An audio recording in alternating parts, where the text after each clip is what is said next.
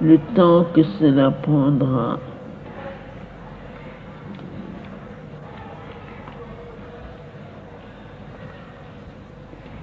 Est difficilement prévisible. Ça dépendra beaucoup de la bonne volonté et de la réceptivité d'un certain nombre, parce que l'individu avance toujours plus vite que la collectivité et que par sa nature même, l'humanité est destinée à manifester le supramental avant le reste de la création.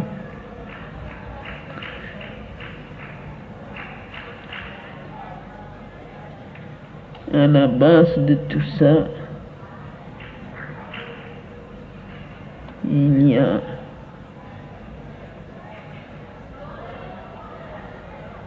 nécessairement la volonté de changer, de ne plus être ce que l'on est, que les choses ne soient plus ce qu'elles sont. Il y a plusieurs moyens pour arriver à cela.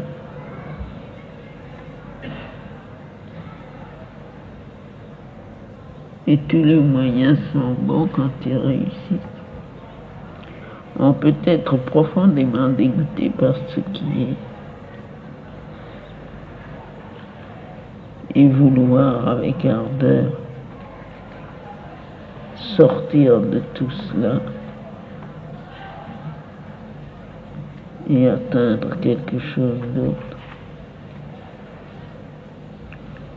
On peut, et ceci est un moyen plus positif, on peut sentir au-dedans de soi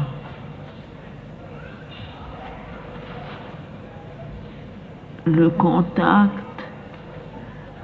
l'approche de quelque chose de positivement beau et vrai, et laisser tomber tout le reste volontairement pour que rien n'alourdisse la marche vers cette beauté et cette vérité nouvelle.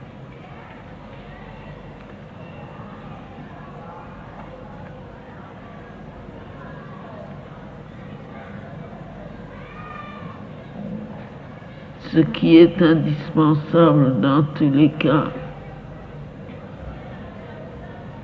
c'est l'ardente volonté de progrès.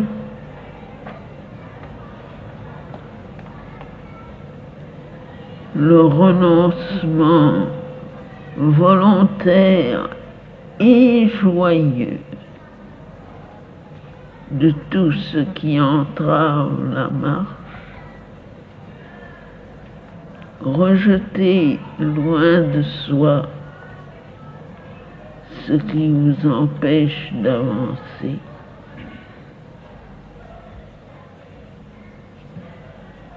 Et s'en aller vers l'inconnu avec la foi ardente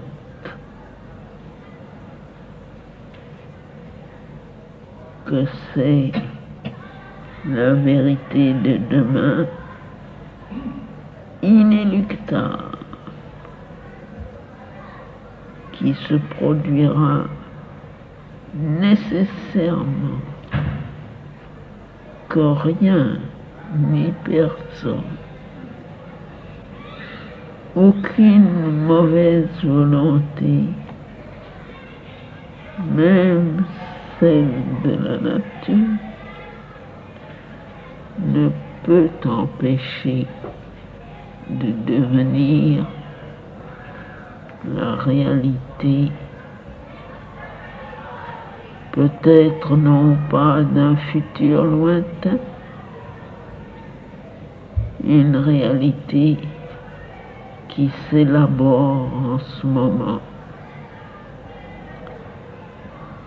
et que ceux qui savent changer, qui savent ne pas être alourdis par les habitudes anciennes, auront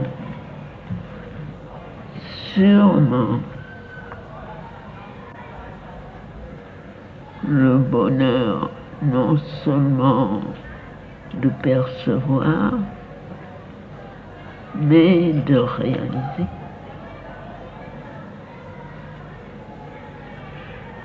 On s'endort, on oublie, on se laisse vivre. On oublie tout le temps. Mais si on pouvait se souvenir qu'on est à une heure exceptionnelle, à une époque unique,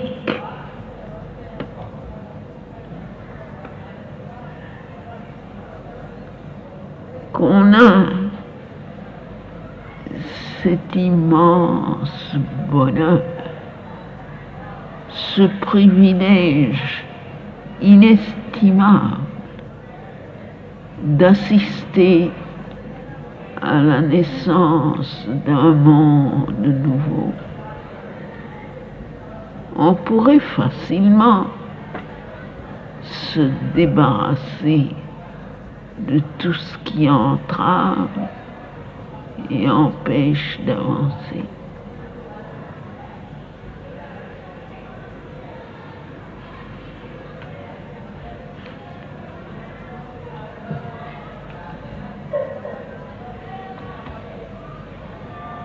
Ainsi, le plus important semble de se souvenir de ce fait, même quand on n'en a pas l'expérience tangible, mais d'en avoir la certitude et la foi, se souvenir toujours, se le rappeler constamment, s'endormir avec cette idée, se réveiller avec cette perception. Tout ce que l'on fait, le faire avec à l'arrière-plan, comme un support constant, cette grande vérité que l'on assiste à la naissance d'un monde.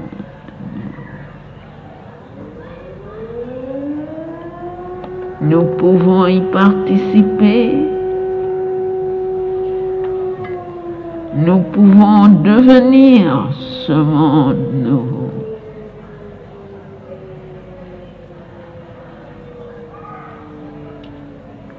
Et vraiment, quand on a une occasion si merveilleuse,